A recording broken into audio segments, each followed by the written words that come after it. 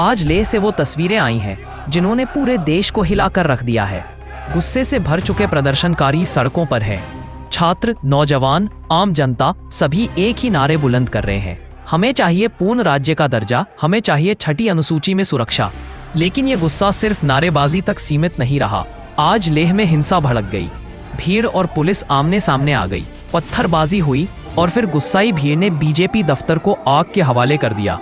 जरा सोचिए, लेह जैसे शांत इलाके की सड़कों पर धुआं और आग, तस्वीरें चौंकाने वाली हैं। लेकिन सवाल ये है कि आखिर ये हालत आई ही क्यों?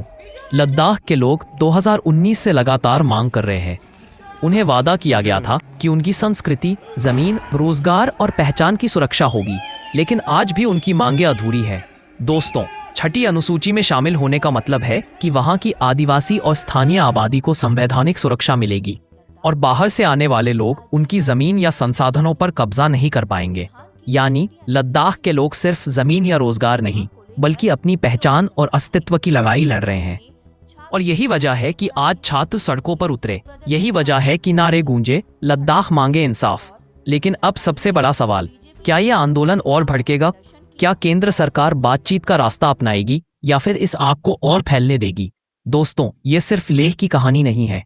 ये कहानी है भारत के उस हिस्से की जो हमारे लिए रणनीतिक रूप से बेहद अहम है।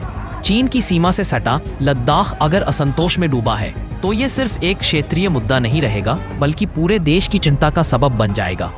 आज लेह की सड़कों पर जो आग लगी है, पता नहीं वो कब और कहां तक फैलेगी, लेकिन इतना तय है कि लद्दाखियों की आवाज अब दबने वाली नहीं है।